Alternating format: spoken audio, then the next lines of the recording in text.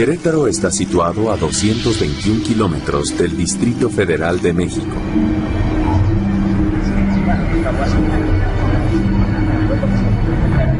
Querétaro es una ciudad muy tranquila, una ciudad muy pequeña, una ciudad en la que la mayoría de la gente se conocía y sabías exactamente a qué se dedicaba o de dónde era.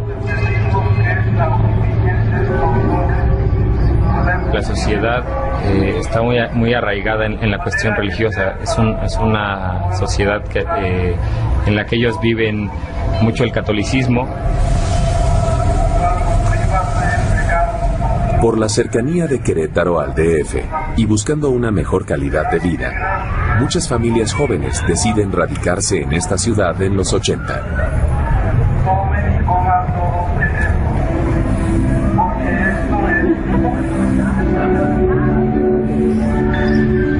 Claudia Mijangos nació en Mazatlán, era hija de una familia muy acomodada.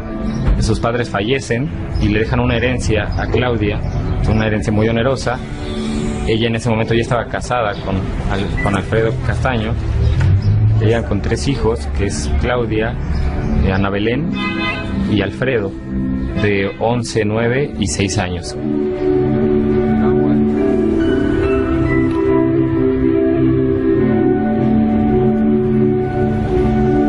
Soy el padre Rigoberto Castellanos Franco. Estaba en ese momento en el Colegio Fray Luis de León como director general del colegio. Ella tenía los hijos, 3 hijos en el colegio, en la primaria, y también estaba en un grupo de madres catequistas que enseñaban la religión.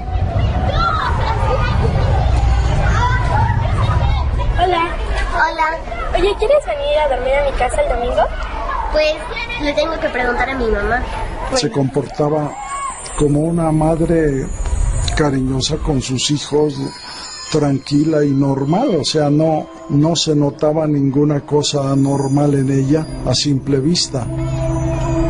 Físicamente era una mujer muy guapa, joven, tendría unos 30, 35 años.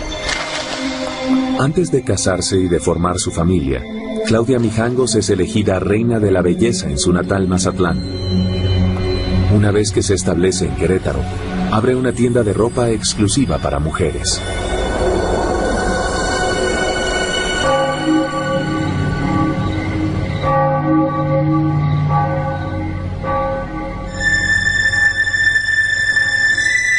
Claudia Mijangos era una persona muy católica, muy creyente, tanto que ella buscó pertenecer a esta escuela en la que iban sus hijos y dar clases de ética, de catecismo.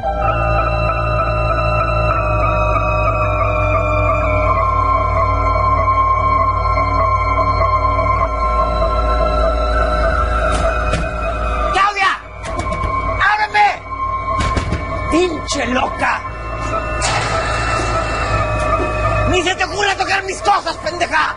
Después de todo, la vida de Claudia Mijangos no es tan perfecta como parecía.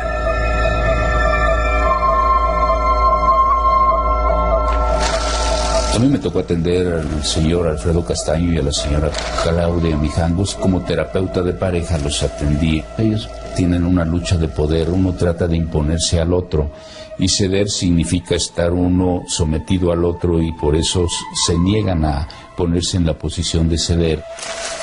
Se les sugirió que disolvieran su vínculo matrimonial y se separaran en un divorcio.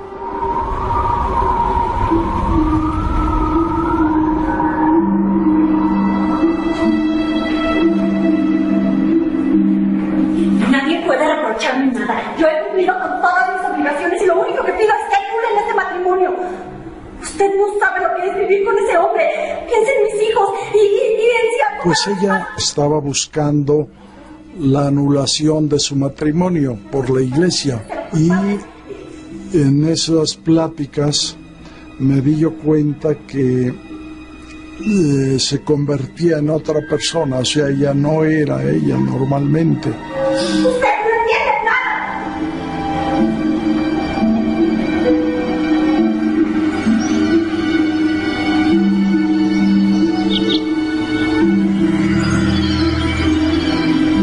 especulaba que tuvo alguna relación ella con el padre Ramón.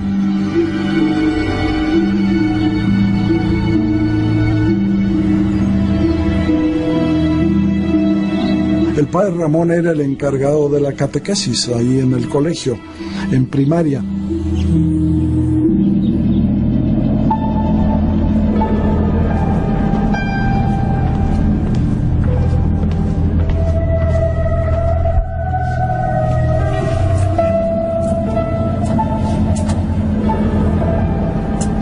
Me siento nerviosa.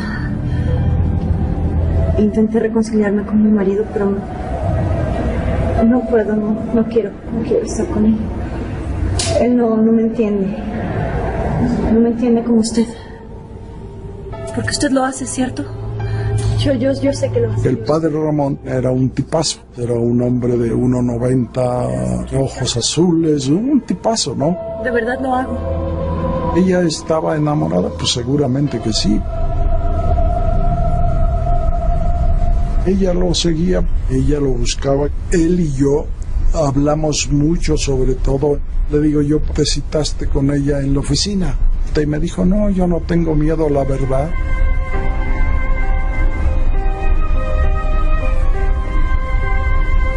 ¿No se da cuenta?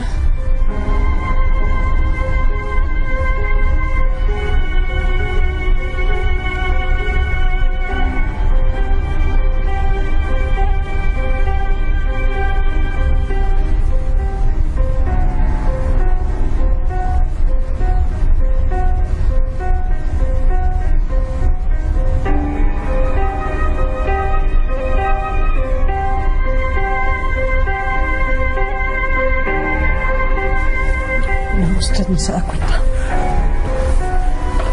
Reza, Claudia. Ojalá encuentres la paz que estás buscando.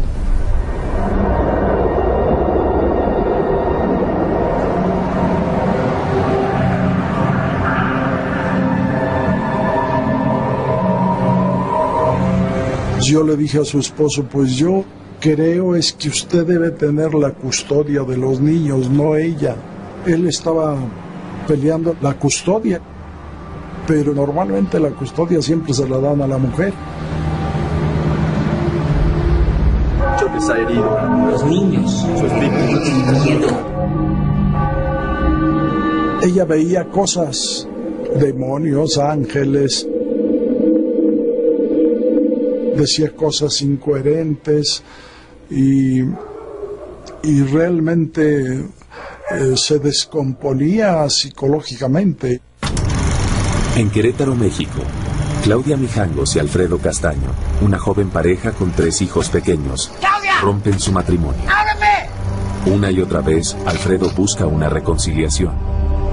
Pero los ojos de Claudia parecieran estar puestos en otro hombre. Claudia Mijangos tenía muchos problemas con su esposo. Ella era muy allegada a la iglesia, en la cual tenía una relación con un padre llamado Ramón, que se especulaba mucho que ese fue el problema que llevó a que ella se divorciara de su esposo. Conmigo, con mi vida, con mis hijos. Dígame, padre, si está mal estar enamorada de un hombre que no es mi esposo. Dígame si está mal.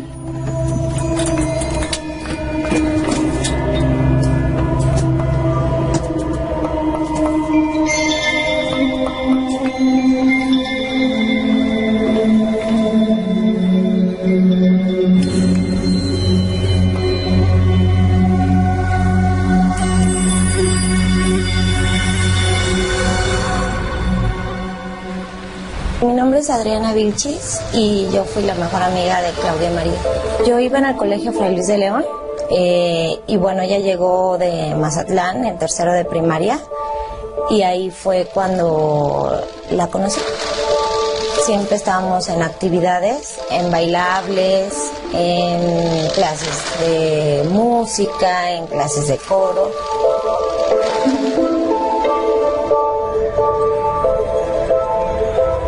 La kermés se hace cada abril, los domingos. Es una fiesta muy grande. Al día siguiente no hay clase. Alfredo Castañón lleva a los niños a una kermés de la escuela.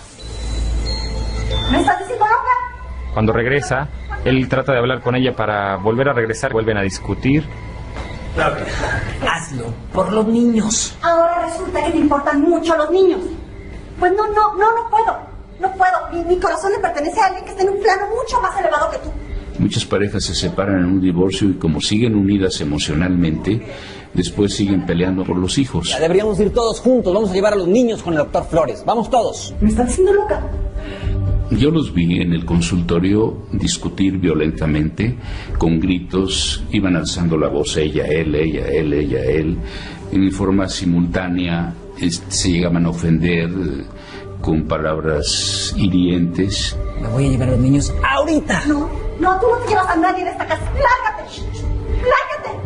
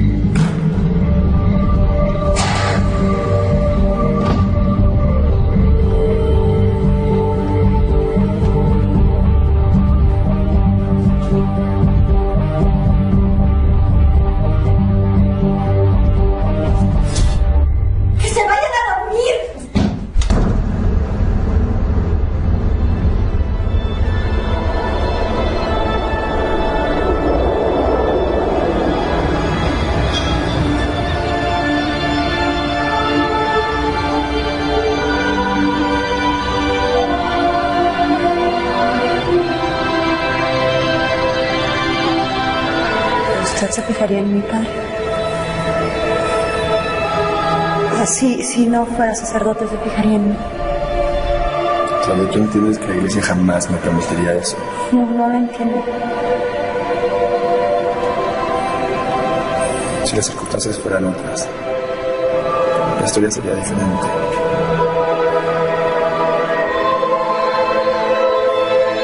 Comenzaba a llamar y me decía, es que no puedo dormir. Ella veía cosas, demonios, ángeles, y me decía que el padre Ramón llega desnudo. ¡Protégenos!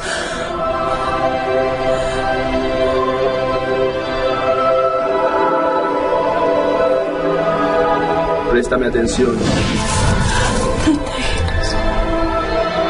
Empezaron a derivarse más voces que ella hablaba, que le hablaba una voz maligna, una voz del demonio, que le decían que Mazatlán se había caído, se había derrumbado, que Querétaro era un espíritu. Entonces ella busca ayuda y le habla por teléfono a una amiga.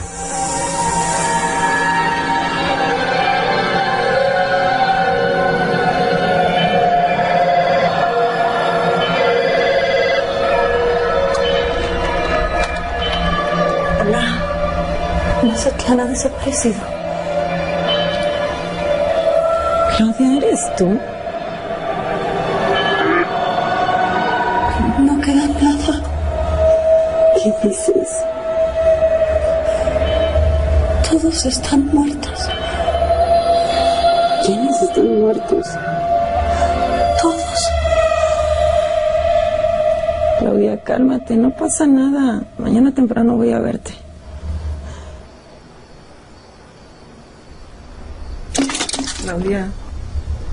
Claudia.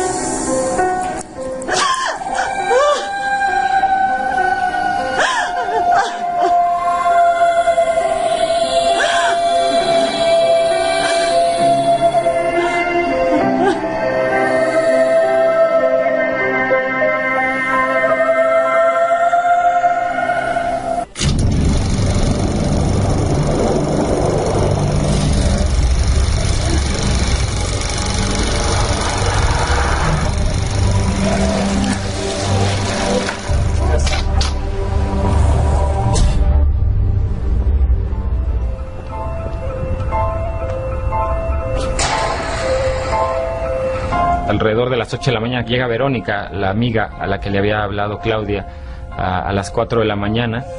¿Claudia? ¿Claudia? ¿Claudia? ¿Claudia?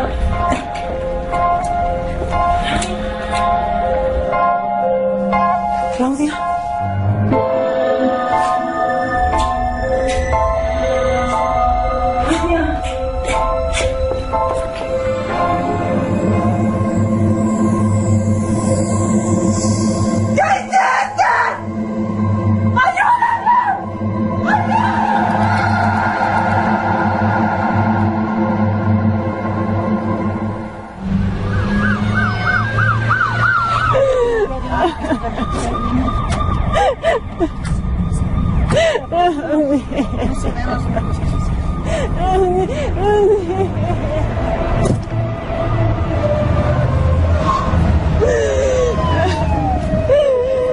Ese lunes 24 nosotros escuchamos por la radio del vehículo que había un homicidio en la colonia Jardines de la Hacienda.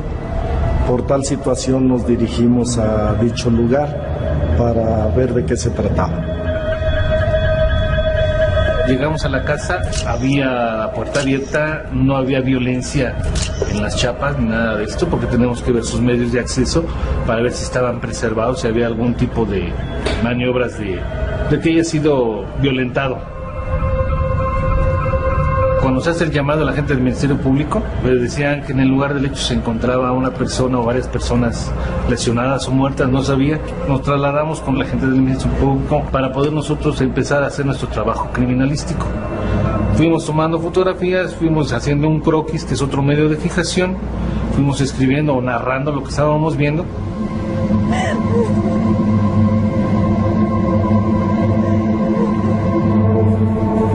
En la casa lo que me sorprendió, bueno, en primer lugar, ver una escena tan llena de sangre.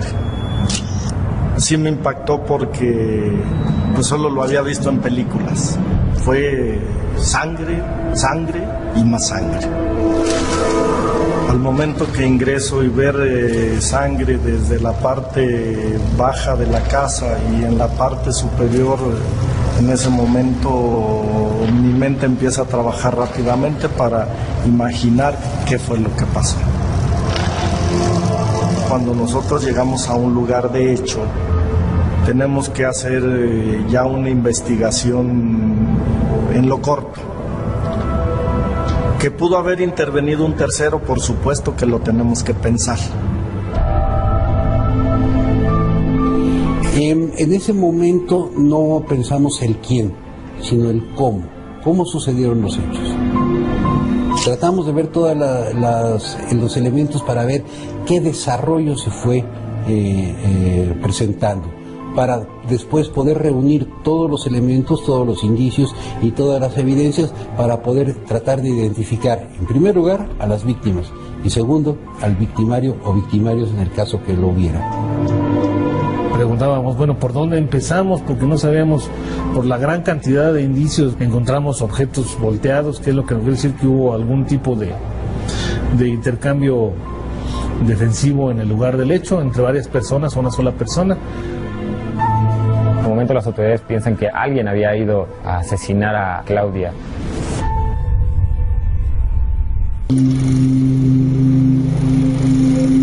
La habitual tranquilidad de Querétaro, México, es interrumpida violentamente a finales de abril de 1989.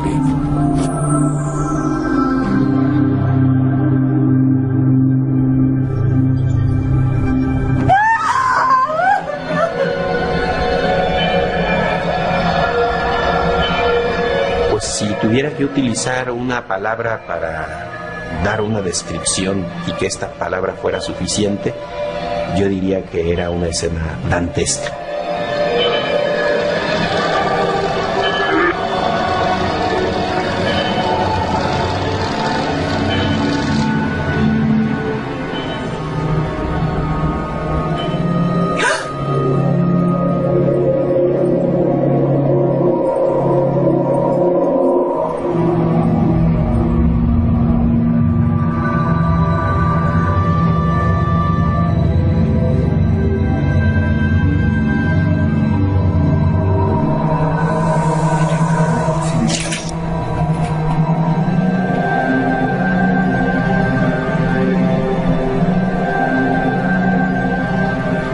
vieron que tenía pulso carotidio, estaba viva, y la transportaron y se la llevaron al Seguro Social.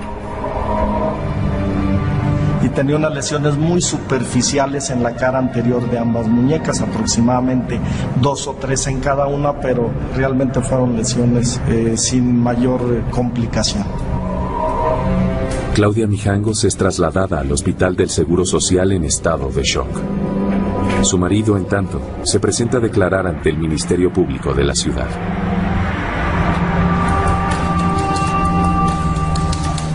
No sé, eran las 10. Me fui porque me corrió. El señor Alfredo Castaño se presentó para el desahogo de una diligencia de declaración ofrecida por el Ministerio Público.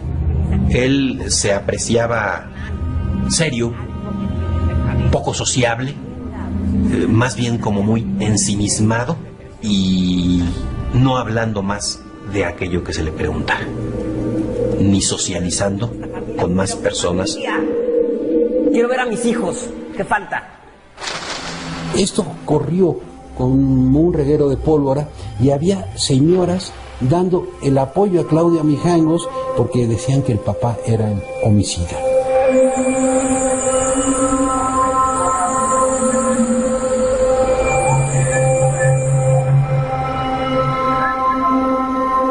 El hecho que nos ocupa realmente es impresionante y es triste que las víctimas hayan sido niños.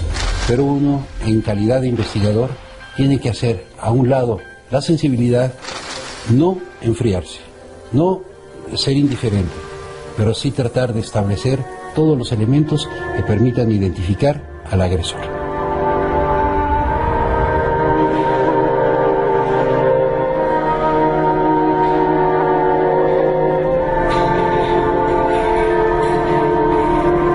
Los cuerpos de Claudia María, Ana Belén y Alfredo, hijo, arriban al CEMEFO donde se determinará cómo murieron.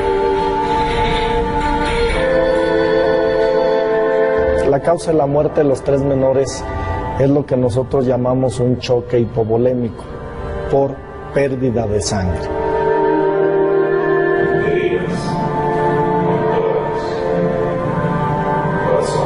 Tenían un patrón muy semejante de lesiones. 2 heridas por instrumento punzocortante en la cara anterior de tórax a nivel esternal y 2 en la cara posterior de tórax en los espacios interescápulo-vertebrales. Lo que nos indica que el movimiento también que hace la gente vulnerante desde arriba hacia abajo lesiona y lesiona, vuelve a lesionar en ese mismo plano, estando tendido el cuerpo, hace ese movimiento, jala. Posteriormente lo voltea, los da en la parte posterior. Cuerpo infantil aproximadamente de 5 años, de sexo masculino. Al niño fue el que tuvo lesiones en mayor cantidad. Ahí fue lesionado también en la región anterior de tórax, región posterior de tórax, y le fue amputada la mano izquierda. Lo mismo pasó con el cadáver de la menor, del medio, ya que le hicimos tanto parte anterior como posterior, empezamos a revisar los miembros superiores, vi que presentaba cortes a nivel de muñeca o a nivel de tercio anterior, cara anterior. Tenía una amputación no completa porque se veían los tendones, músculos, hueso, no alcanzó a amputar por completo esa mano. La menor de mayor edad también tenía las mismas lesiones. Las heridas con arma blanca que provocan la muerte de los 3 niños, según dictaminan los médicos legistas, son obra de una sola persona. Todo fue indicando y llevándonos hacia que Claudia Mijangos había sido la que había cometido ese hecho. Definitivamente no pudo haber existido una tercera persona, porque en los estudios criminalísticos encontraron manchas de sangre proveniente de sus menores hijos en su vestimenta y en el cuchillo que traía sobre la mano, sus huellas digitales y sangre que correspondía a los menores. Mi esposo tampoco lo creía, era increíble para él. Él reconocía que tenía conflictos con ella, pero no podía creerlo, que la gente se lo reprochara la culpa a él. Yo estaba tratando de convencerla de volver a terapia. Alguna vez estuvimos en terapia y las cosas empezaban a funcionar, pero de pronto se convirtió en la maestra de catecismo. Con cada hora que pasa, más periodistas llegan a la escena terrorífica de los hechos. A mí me llamó la atención que la residencia de esta mujer estaba tapizada de imágenes religiosas. Era inexplicable que una mujer profundamente religiosa y, en consecuencia, temerosa de Dios, hubiera sido capaz de quitar la vida a sus 3 hijos. En 1989, la ciudad mexicana de Querétaro atraviesa por uno de los capítulos más oscuros de su historia. En un aparente ataque de locura, Claudia Mijangos, de 33 años, asesina a sus 3 hijos a apuñaladas. La noticia del filicidio causa gran conmoción por todo el país. Al ser un caso que estremeció a Querétaro entero, esto traspasa a la entidad para irse a todos los estados y que los medios nacionales tomen también el caso, al ser algo que no podían creer, que una madre había asesinado a sus hijos. Sí tomó un gran ruido en la sociedad. Y más que haya sido en Querétaro, que cuando Querétaro era conocido por ser un estado en la que la gente vivía en una armonía, en una paz, vivían en familia. Entonces eso estremece a Querétaro.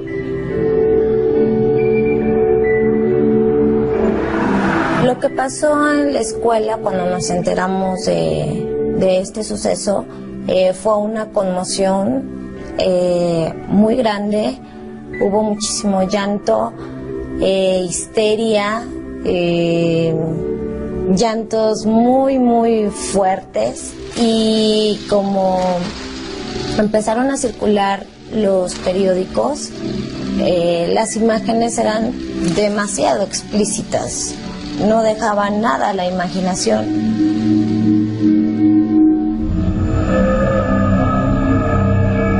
Tuvimos que llevarle psicólogos para que hablaran con los niños, para pues que los tranquilizaran y les dijeran que la vida sigue y todo, pero es un momento muy impactante. Yo fui a declarar ante el juez después del padre Ramón, fue el primero. Tras prestar declaraciones ante el Ministerio Público, la Arquidiócesis de Querétaro reubica al padre Ramón. En la escena del espeluznante suceso, los peritos continúan en la colección y clasificación de evidencias. Recorrimos el pasillo, encontramos muchas huellas de embarramiento, lagos hemáticos, goteos estáticos. En la escalera encontramos apoyos de manos. Subiendo encontramos en el pasillo manchas de sangre por arrastre que salen del cuarto de las niñas, del cuarto del niño, y se dirigen hacia la recámara principal. Lo primero que hicimos fue ir a la recámara de las niñas, localizando en ese lugar un instrumento punzocortante, un cuchillo de cocina. Y en el vestidor encontramos 2 cuchillos más, los cuales esos 2 cuchillos y el que se encontró en la recámara de la niña provenían de un cuchillero que estaba en la cocina.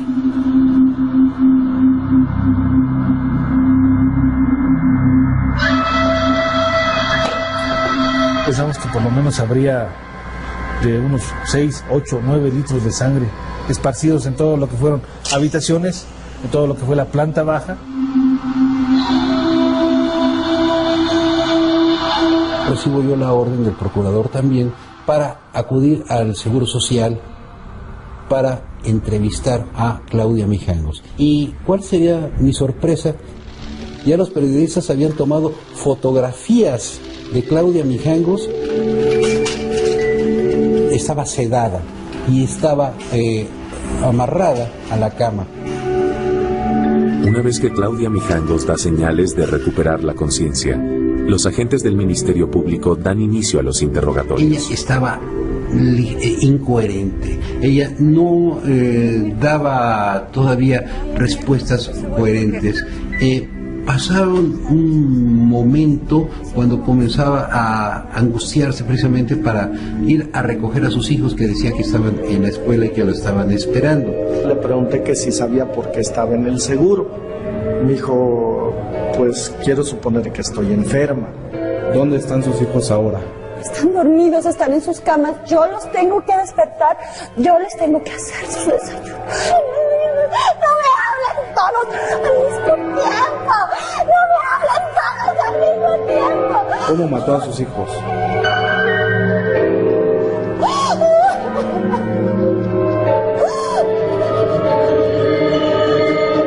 ¿Dónde están mis niños? ¿Dónde están mis niños? ¿Dónde están mis niños? Calculamos que la muerte de los chicos comienza a las 3 de la mañana. Deben haber durado bastante tiempo. In nomine del nostro Cristo succede exerce. Son criaturas diabólicas. Ellos nos separan. Hazlo, Claudia. Yo estoy contigo. Dios está con los dos. Polvo eres y en polvo te convertirás.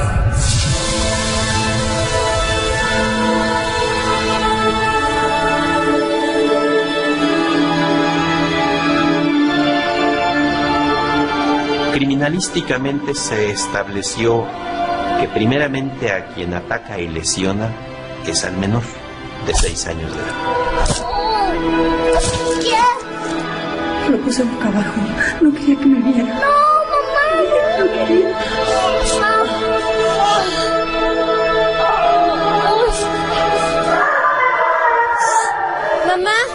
Mamá, ¿qué pasa? Una de las vecinas refiere haber escuchado unos gritos que decían: a mí no, mamá, a mí no. Ella escuchó, cuando se empezaron a suscitar los hechos, se levantó. ¡Mamá, qué estás haciendo! Y fue cuando le empezaron a causar las lesiones y ella ya con las lesiones en tórax, por eso el sangrado tan importante que había en la sala, comedor y escaleras. El instinto de conservación de vida pues le permite que trate de escapar de su madre, empieza a sangrar. Ella siempre ha sido tan bonita. ¡Hazlo, Claudia! ¿Qué está pasando? Dios está con todos. El tercero y último en el orden de sucesión fue la niña intermedia de 9 años. Esto no es un lugar para niñas como tú. ¿Pero qué pasó, mamá? Te voy a llevar con tus hermanos. ¿A dónde? Ven. Estaba sentada, inmóvil. Lo veía.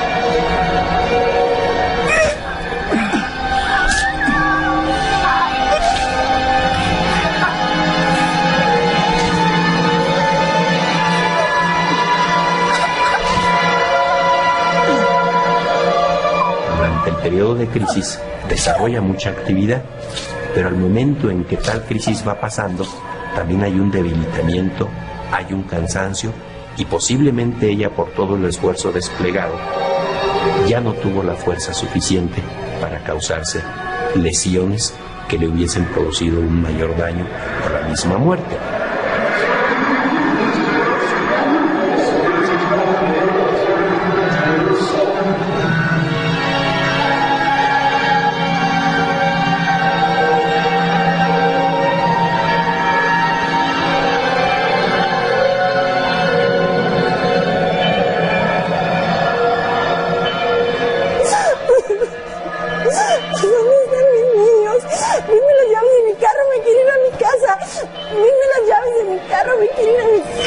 En mi experiencia he tenido diferentes casos, homicidios con un grado de sadismo importante, pero este caso en particular me quedó grabado como una escena de terror porque solo lo había visto en películas. En la ciudad mexicana de Querétaro, una mujer asesina a sus 3 hijos a apuñaladas en una noche que marca para siempre la historia de esta tranquila ciudad. Después de hacer la reconstrucción del filicidio, el Ministerio Público se dispone a determinar si Claudia Mijangos estaba en su sano juicio cuando cometió los asesinatos.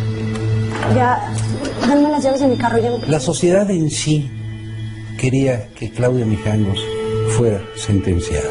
La sociedad pedía a gritos de que esta mujer, por el hecho que había cometido, fuera sentenciada con todo el rigor de la ley. Nunca pensé que la violencia que se estaba dando en las interacciones entre ellos como pareja podían acabar en los sucesos como sucedieron, porque además hay un instinto maternal que protege a los hijos. Las madres dan la vida por proteger a sus hijos.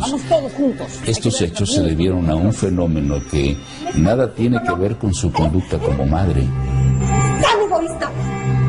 Niños, ahorita mismo. No. El concepto de imputabilidad e inimputabilidad en el derecho penal y propiamente para las consecuencias de este derecho es algo que es trascendental. Pues esas personas tendrán que ser sometidas a procedimientos especiales para inimputables, en donde además de verificarse las condiciones del hecho y de su participación, también se tiene que estudiar sus condiciones físicas y psíquicas, su salud física y mental.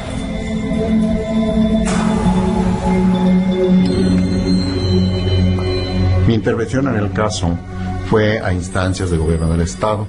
Ellos fueron los que me llamaron como médico psiquiatra y le empezamos a observar a la persona. Los antecedentes principales fueron de que ella había agredido al marido en varias ocasiones. En algunas ocasiones lo sacaba en la mitad de la noche al patio sin calzones y ahí lo dejaba por horas. Entonces este caso, siendo contra natura, entonces llamaba mucho la atención y siendo súbito. Entonces ordenamos un electroencefalograma. Y en el electroencefalograma encontramos una epilepsia del lóbulo temporal. Que se mete dentro de mi cabeza. El lóbulo temporal es aquella estructura que tiene el lóbulo de la ínsula y ahí está el sistema límbico. El sistema límbico es el que controla todas las emociones. Si hay descargas anormales, puede haber cambios de humor. Hay un periodo en donde el individuo pierde la noción de la realidad, pero hace comportamientos complejos, como por ejemplo el perseguir a los hijos y matarlos. Ella se sentía que era perseguida, entonces vemos que tenía esquizofrenia y depresión, o sea, síndrome esquizoafectivo, pero residual a la lesión cerebral que tenía. Sí se pudo determinar que en ese momento no estaba en sus cabales. Entonces, sí se declaró como inimputable.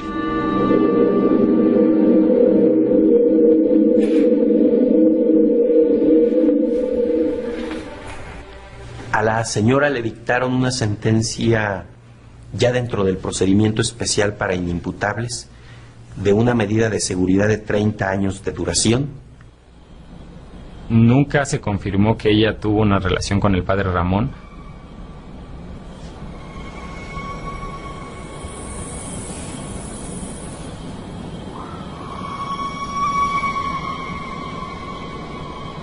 Estas son las mañanitas. El perdón de Dios es infinito.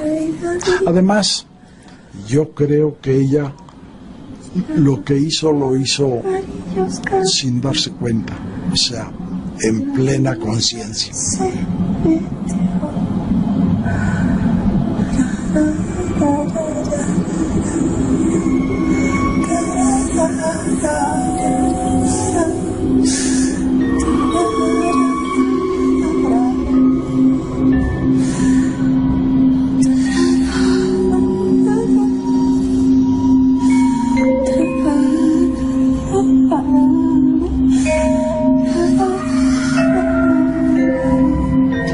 esa casa es parte ahora del folclore queretano.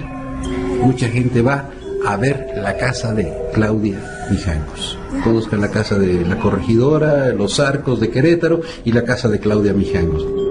Mira que ya amaneció. Leyendas urbanas que aún todavía corren de boca en boca de que esas inocentes criaturas regresaron a su casa y dicen algunos haber visto sombras, y ahí está la casa como un testigo mudo, llorando la muerte tan dolorosa de aquellas criaturas.